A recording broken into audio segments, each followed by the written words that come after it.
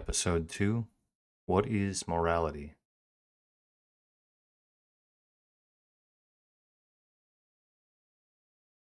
Having some technical difficulties over here. I got the Oxford definition pulled up. I wanted to reference something very direct, at least start this discussion off.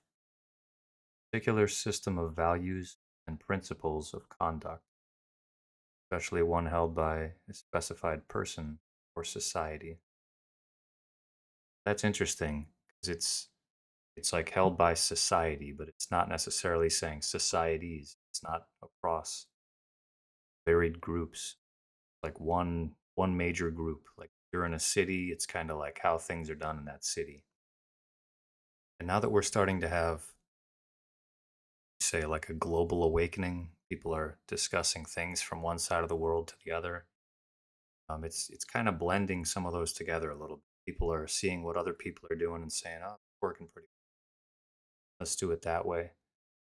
People are viewing other customs and other traditions, and they're kind of incorporating pieces of that into their own. I guess it's not a bad thing so long as people are having discussions, people aren't following blindly. But I think that's what morals come down to. I think they're like survival.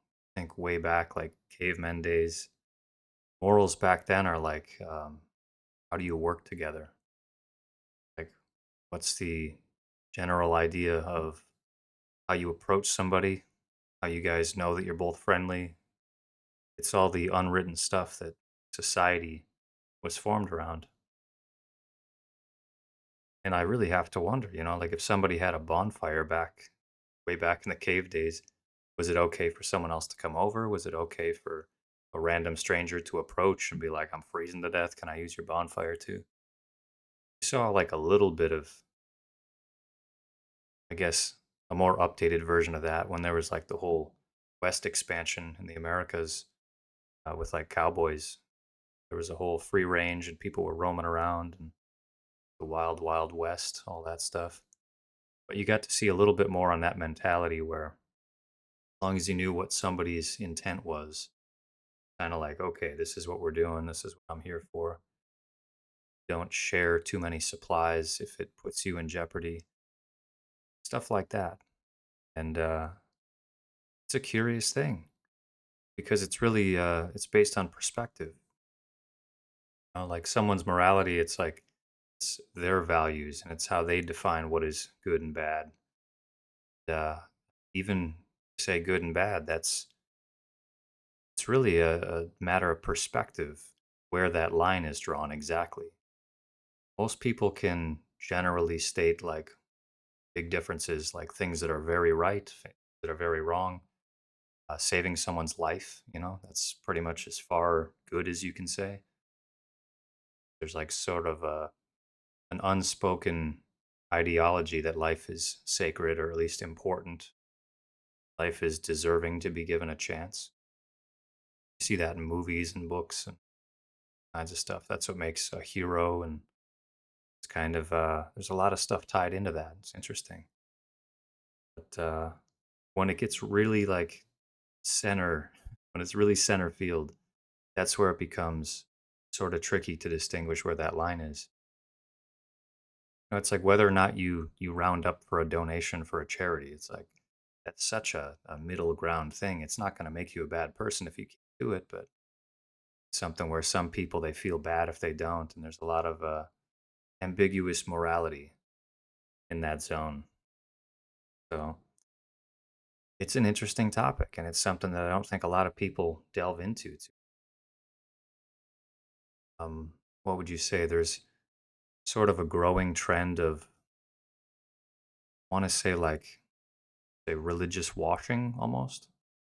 A lot of the values and the orthodox beliefs of religion are kind of skewing and like they're becoming a little bit more normalized for acceptance, which in part is a very good thing, but it's washing people's morality a little bit too, I think, which blurs lines where it shouldn't be.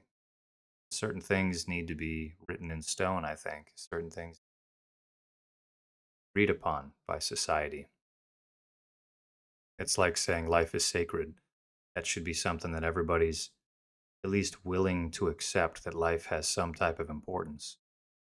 And it only makes sense, and that's why I pick it, because it's like, well, if you're living, like, don't you want to experience and continue to grow? And all of that requires you to live.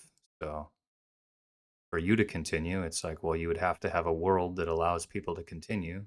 It only makes sense that you would want sort of the golden rule, like the rest of the world, to treat you the way you'd want to be treated. And that commands you to treat that same way. If you're in a bad spot, you try to help people, and hopefully people will help you, type of thing. And I know that's a lot of altruistic belief. Like people want to think that it's for the better, and that hopefully if you treat others great, then that'll come back around someday. And that's really the basis to karma. Very much the same thing. Like if I put good into the world and I'm constantly putting good into the world, it's like I'm earning invisible points, and at some point that'll come back around to support me. It's sort of the belief there. A lot of the stuff, there's more depth to it, so I'm lightly skating around topics because it would take so much time to delve into certain things, and I'm not perfect. That's another part of this. I don't know 100% the boundaries of morality, but I think it's very good for people to have discussions around that. There was, I guess, early AI when it was coming out. I was really delving into asking it some morality questions. There were ethical dilemmas that I found interesting. I was like, I wonder what an AI would say about that. A lot of times it would like try to give what it thought you thought the best answer would be.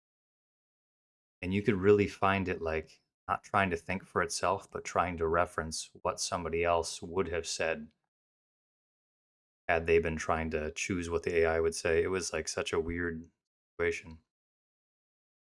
Um, but there was something I was like looking into years back. This is a little bit darker, but if somebody's drowning, you're not obligated to help them.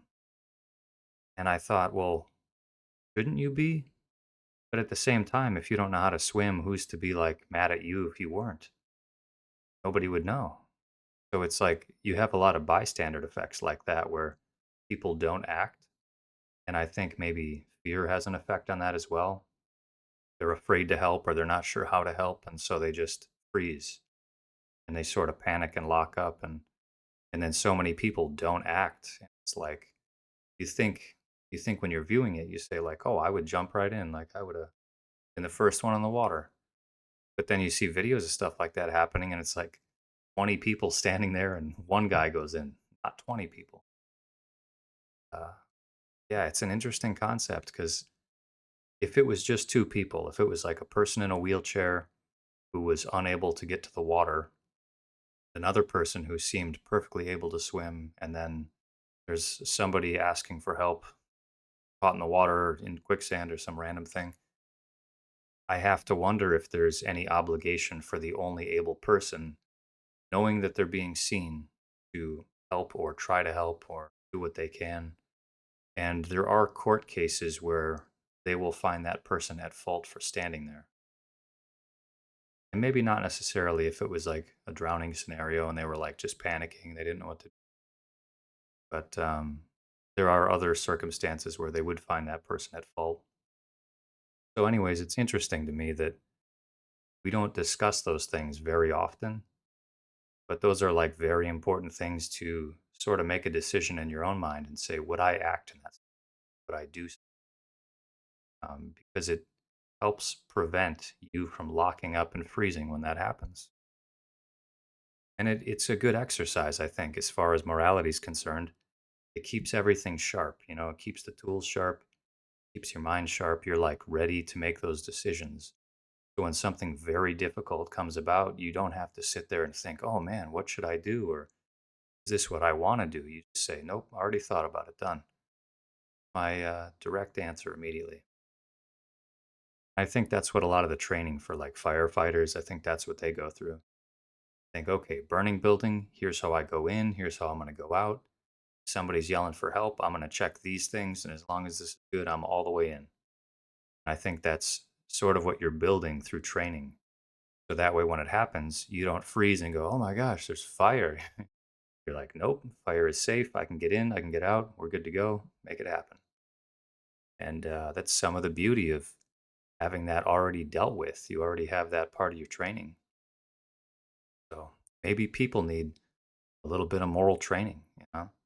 I don't know why we don't put that in schools. I don't remember a morality class where they said, hey, let's talk about what's right and what's wrong and how to make good decisions and how to really check what you believe. I mean, they have like sociology classes, got a little bit of psychology maybe. Morality is very important to delve into and to discuss.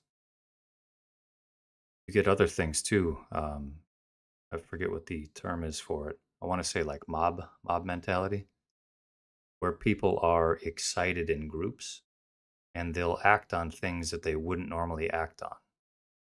So, like in a riot situation, somebody might pick up a brick and throw it through a window, but that same person by themselves would have never picked up a brick and thrown it through a window. It's just because of all the amplified turmoil and whatnot. It sort of blurs that line of morality. Or normally they would say, oh, this is outrageous, this is bad, I would never break that window. But when all the emotions are going crazy and they're sort of in this big group of people that are loud and obnoxious and wild, it's like they do things that are a little bit outside the bounds normal. It sort of like blurs that. Same with people getting rowdy in bars. Everybody's having a good time, everybody's being a little bit wild, and everybody's morality lines kind of blur and they kind of move around a bit. And someone eggs somebody else on, they're like, yeah, do a keg stand. Suddenly that becomes a reasonable thing. If it's one person by themselves in a bar, they're not just going to say, I'm doing a keg stand by myself. It just doesn't make any sense. It's like it's no reason for it. So there's some interesting stuff to look at there. But we'll keep this one a little bit shorter. I just wanted to touch on morality in general and some of the concepts that I'm going to be looking at. We're going to break this into a lot smaller discussions, bite-sized chunks moving forward because it's a lot of stuff to delve into. A lot of stuff I want to talk about and a lot of stuff that I want to sort of outline where we're at as a society and like around the world too. It's not just specifically where I'm at, but I just think it's really interesting. I want to start delving into it more. Till next time.